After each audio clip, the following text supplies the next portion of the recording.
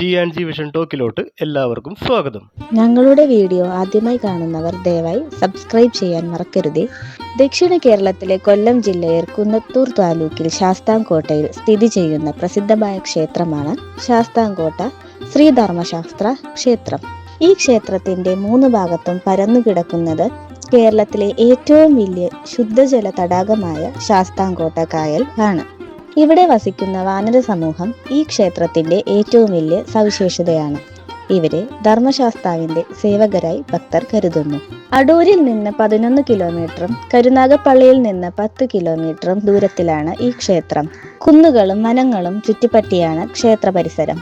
പുരാണ പ്രകാരം സീതാദേവിയെ അന്വേഷിച്ച് ലങ്കയിലേക്ക് യാത്ര ചെയ്ത ഹനുമാന്റെ വിശ്രമ സ്ഥലമായിരുന്നു ഈ പ്രദേശമെന്നാണ് വിശ്വാസം.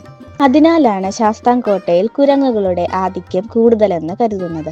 ക്ഷേത്രത്തിലെത്തുന്ന ആയിരക്കണക്കിന് ഭക്തർ ഈ കുരങ്ങുകൾക്ക് പരിപ്പും പഴങ്ങളും നൽകി സന്തോഷം പങ്കിടുന്നു.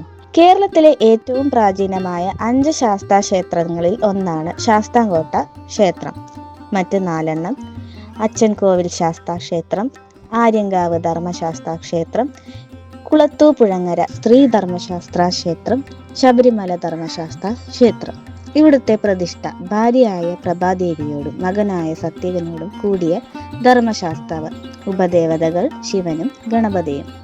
ത്രേതായുഗത്തേക്കു നീളുന്ന ഐതിഹ്യങ്ങളാണ് ഈ ക്ഷേത്രവുമായി ബന്ധപ്പെട്ടിരിക്കുന്നത്. രാവണ നിഗ്രഹശേഷം ശ്രീരാമൻ, സീത, ലക്ഷ്മണൻ എന്നിവർ ഈ വഴി വന്നപ്പോൾ ധർമ്മശാസ്താവിനെ ദർശിച്ച് വണങ്ങിയെന്നാണ് കഥ. ശാസ്താംകോട്ട എന്ന പേരും ഈ ക്ഷേത്രത്തോട് തന്നെ ബന്ധപ്പെട്ടിരിക്കുന്നു. ഇവിടുത്തെ വിഗ്രഹം ശ്രീരാമൻ സീതയെ അന്വേഷിച്ച് ലങ്കയിലേക്ക് പോകുന്ന യാത്രക്കിടയിൽ ആരാധിച്ചിരുന്ന സ്വയംഭൂ വിഗ്രഹം തന്നെയാണ് നാടോടി കഥ പറയുന്നു. ഉത്സവം 10 ദിവസം. ആദ്യ ദിവസം കൊടിയേറ്റം. കുംഭമാസത്തിലെ ഉത്രം നക്ഷത്രത്തിൽ ആറാട്ട്. മാർച്ച് മാസം 10-ാം ദിവസം നടക്കുന്ന കെട്ടുകാഴ്ച ഇതിലെ ഏറ്റവും വലിയ ആകർഷണം. ഭീമാകാര കുതിര, കാള രൂപങ്ങൾ വലിച്ചുകൊണ്ട് വരുന്ന മനോഹര ദൃശ്യം ആയിരങ്ങളെ ആകർഷിക്കുന്നു. നെറ്റിപ്പട്ടം കെട്ടിയ ഗജവീരന്മാരും പങ്കെടുക്കും. കുരങ്ങുകൾക്കുള്ള ഭക്ഷണ പദ്ധതി. ഒരിക്കൽ ഇവിടത്തെ കുരങ്ങുകൾക്ക് ഭക്ഷണക്കുറവ് അനുഭവപ്പെട്ടപ്പോൾ ആളുകളിൽ നിന്നും പഠിക്കുന്ന കുട്ടികളിൽ നിന്നും ഭക്ഷണം തട്ടിയെടുക്കാൻ തുടങ്ങി. അതിനുശേഷം കോടതി ദേവസ്വം ബോർഡിന് ഭക്ഷണ ക്രമീകരണങ്ങൾ നടത്താൻ ഉത്തരവിട്ടു. ഫണ്ട് കുറവായതിനെ തുടർന്ന് ശാസ്താംകോട്ട സ്വദേശിയും വൈൽഡ് റിപ്പബ്ലിക് സ്ഥാപകനുമായ ഗോപാല ബി പിള്ള 1996 ഒരു ട്രസ്റ്റ് ഫണ്ട് രൂപീകരിച്ചു. അതിനുശേഷം കുരങ്ങുകൾക്ക് ഒരിക്കലും ഭക്ഷണക്കുറവ് അനുഭവപ്പെട്ടിട്ടില്ല.